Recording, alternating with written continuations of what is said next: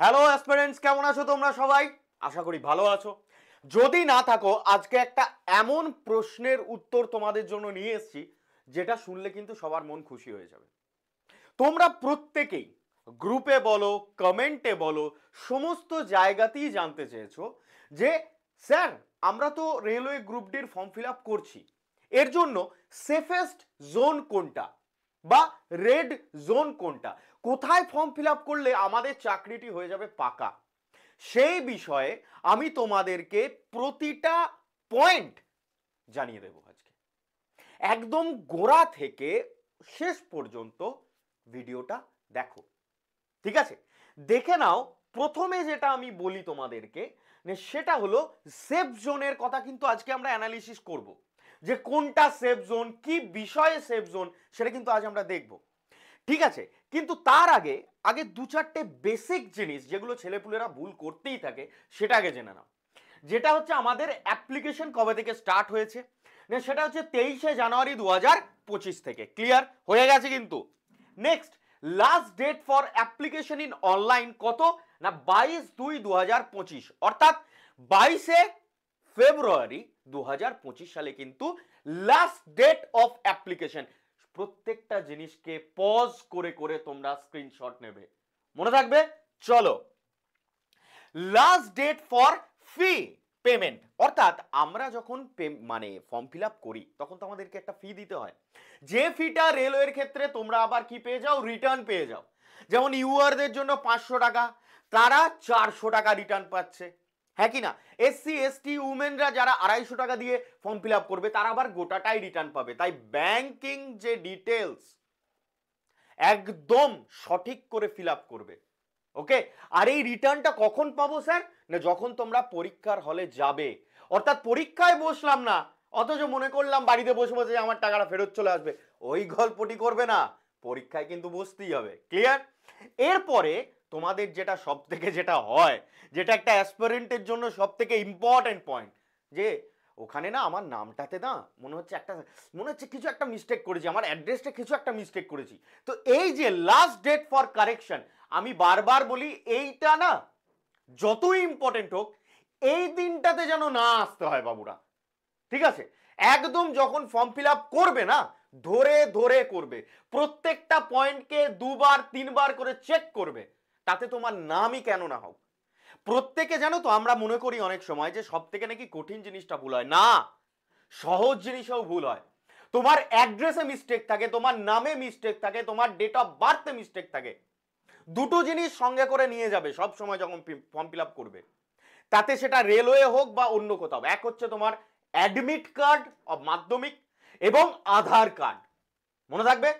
চলো, তাহলে এই যদি কেউ যদি আমার যারা ভাই বোনেরা রয়েছে ছোট, তারা যদি কেউ মিস্টেক করে থাকো, তাহলে তাদের জন্য কারেকশনের ফোরাম কিন্তু খোলা আছে। কবে থেকে? 25শে ফেব্রুয়ারি থেকে 6 মার্চ 2025। অবভিয়াসলি 2025-এ তোমরা পরীক্ষা দেবে, তা 2025-এ তোমরা কারেকশন করবে। এরপর তোমাদের অনেকের যারা ফর্ম ফিল আপ অলরেডি করে নিয়েছো, যারা অনেকটা প্রিপেয়ার হয়ে গেছো, তারা মনে করছো যে আমাদের এক্সামটা কবে হবে, এক্সাম ডেটটা কবে।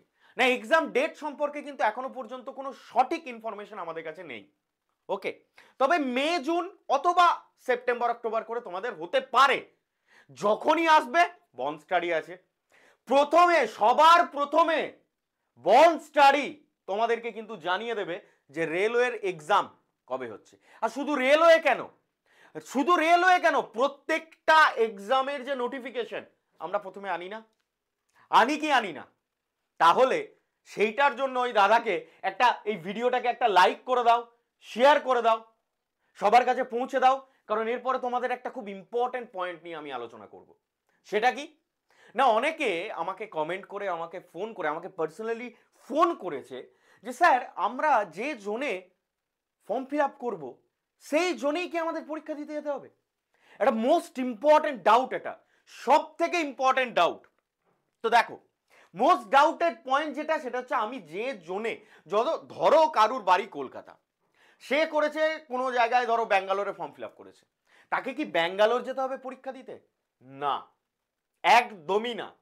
মনে রাখবে, এই যে একদম খুব মনোযোগ দিয়ে শোনো এই পয়েন্টটা, যে তুমি যে জোনে ফর্ম ফিল আপ করেছো সেখানে শুধুমাত্র তোমার মেডিকেল, কি বললাম, শুধুমাত্র তোমার মেডিকেল অ্যান্ড ফিজিক্যাল টেস্ট হবে। কি বললাম?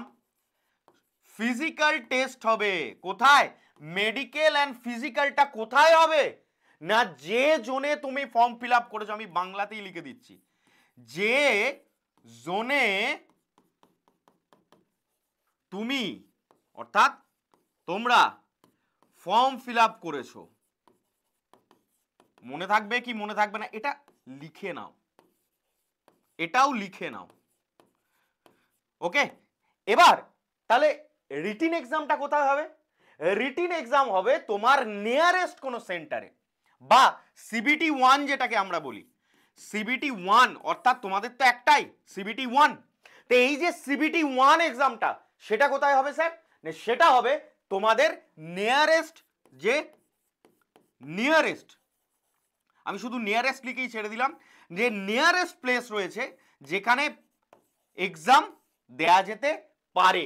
অর্থাৎ আমরা যেরকম সিবিটির জন্য বিভিন্ন সেন্টারগুলো দেখে থাকি, তাহলে ওই এক্সাম প্লেস অর এক্সাম মানে nearest exam place or nearest exam centre যেটা রয়েছে সেখানেই তোমাদের কিন্তু সিবিটি 1 এর এক্সাম হবে। আর যদি মেডিকেল এবং ফিজিক্যাল কিন্তু তোমায় দিতে যেতে হবে, তাহলে যারা ব্যাঙ্গালোরের জন্য ফর্ম ফিল আপ করেছিলে তাদেরকে কিন্তু মেডিকেল আর ফিজিক্যাল দিতে যেতে হবে কোথায়? সেটা হচ্ছে ব্যাঙ্গালোরে। এটা কিন্তু মাথায় ঢুকিয়ে নাও। ক্লিয়ার? চলো এরপরে সেফ জোন কোনটা, অর্থাৎ দেখো সেফ জোন মানে কিরকম ভাবে বলতে চাইছো, আমি যেভাবে তোমাদেরকে বলবো সেটা হচ্ছে কি, সেটা হচ্ছে বিগত কিছু বছরের যতগুলো এক্সাম হয়েছে সেই এক্সামগুলোর আমি কাট অফ অ্যানালিসিস করেছি। আমি কি করেছি? কাট অফ অ্যানালিসিস করেছি। ওকে, শুধু কাট অফ অ্যানালিসিস করেছেন স্যার? না, সিটস অ্যানালিসিস করেছি। কি সিট, কতগুলো সিটস আছে সেটা আমি অ্যানালিসিস করেছি, সিট অ্যানালিসিস করেছি, কাট অফ অ্যানালিসিস করেছি। এই দুটো অ্যানালিসিসের ভিত্তিতে আমি তোমাদেরকে 3টে জোনে ইনফরমেশন দেব, একটা গ্রিন, একটা ইয়েলো আর একটা রেড। আর এইটাই দরকার, এর থেকে বেশি আর নিয়ে কি করবে? কতগুলো ছেলে ফর্ম ফিল আপ করছে কি না করছে জেনে আমার কোনো লাভ নেই। এখন আমার লাভ হচ্ছে কোথায় না, কোথায় কাট অফ আর সিট, এই দুটো নিয়ে হচ্ছে মেন কাজ, হ্যাঁ কি না? তো চলো দেখে নাও, গ্রিন, ইয়েলো আর রেড এই 3টে জোনে কিন্তু আমি ভাগ করেছি। ঠিক আছে, আমি বলে দেওয়ার পর তোমরা একটা স্ক্রিনশট নেবে, আর যেন কোনো ডাউট আমি তোমাদের মধ্যে না দেখি। ঠিক আছে, দেখে নাও। গ্রিন জোনে রয়েছে আহমেদাবাদ, চেন্নাই, গুয়াহাটি এবং বিলাসপুর, এই 4টেই আছে বাবু, এই 4টেই আছে। Only this fours are in green zone.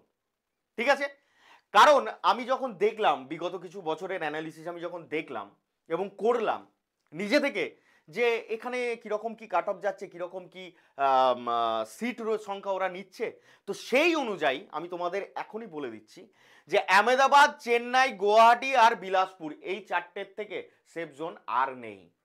ঠিক আছে, এবার আসি ইয়েলো জোনে, অর্থাৎ গ্রিনের থেকে একটু টাফ, একটু কাট অফটা হাই, কিন্তু সিট সংখ্যাটা একটু কম। ঠিক আছে, তো চলো, সেটা হচ্ছে কি, ইয়েলোতে আছে আমাদের এলাহাবাদ, ভুবনেশ্বর, ভোপাল, জয়পুর, শেষ না, মুম্বাই সেন্ট্রাল, পাটনা, হাজিপুর, সেকেন্দ্রাবাদ, এই কটা হচ্ছে আমাদের ইয়েলো জোন।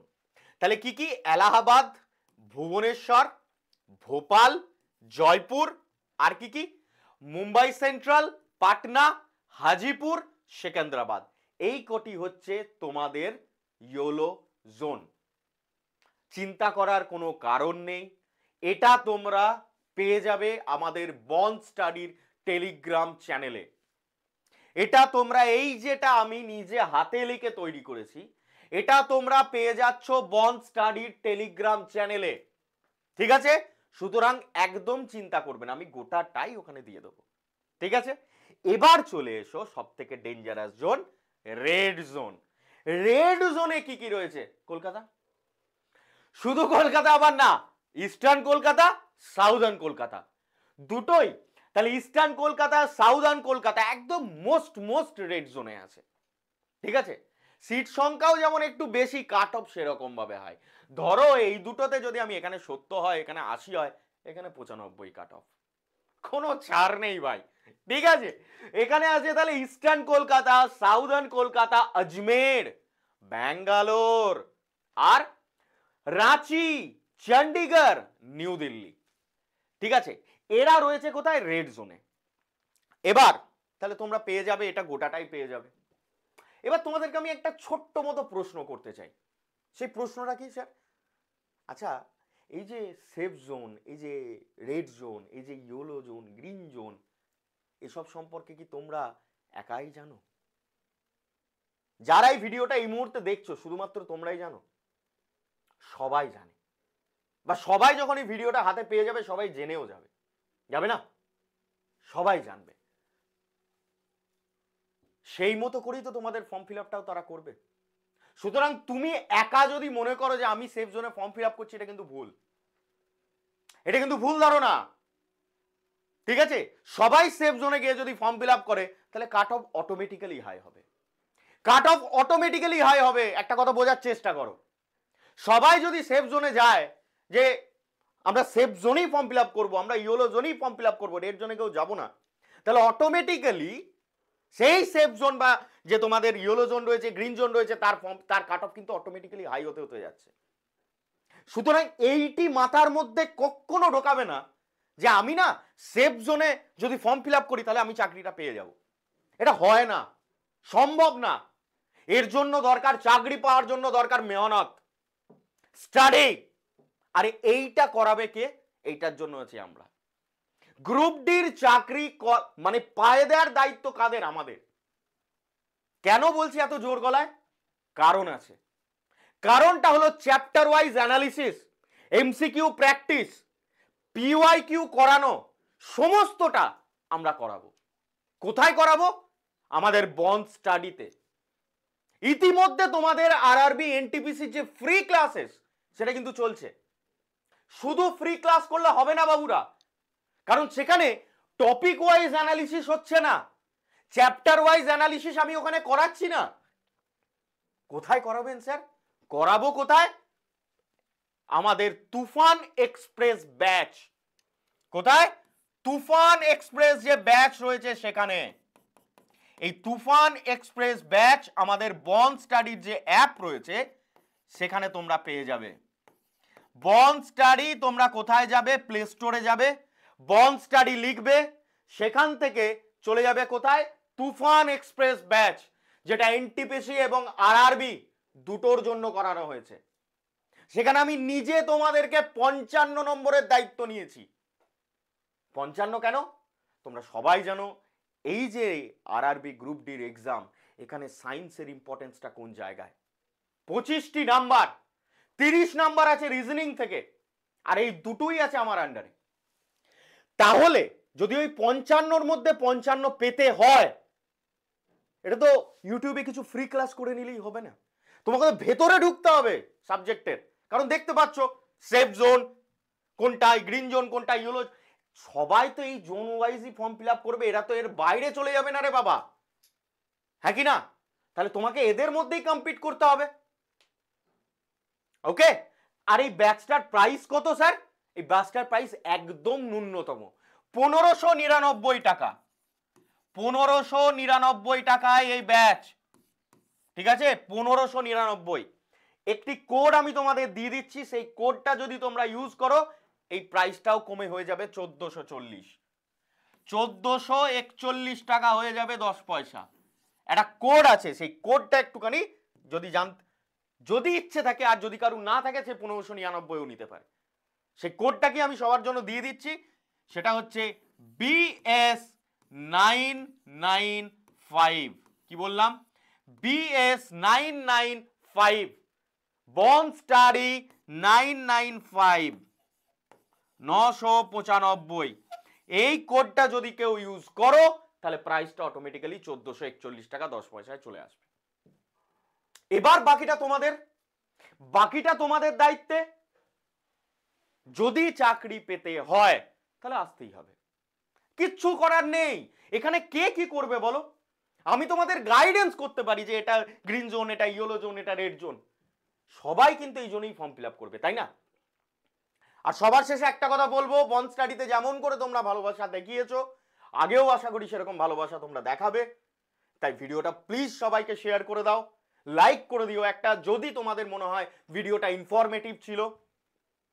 আর সাবস্ক্রাইব করে নাও, যাতে এক্সাম ডেট অফ আরআরবি এবং আদার্স সমস্ত পরীক্ষার ইনফরমেশন নিয়ে আমি তোমাদের সামনে এবং আমাদের পুরো বন্ড স্টাডি টিম সকাল 8টা থেকে রাত 12টা পর্যন্ত তোমাদের সাথে থাকবে।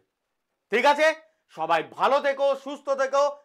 লাইভ ক্লাসে তোমাদের সাথে দেখা হচ্ছে। Thank you.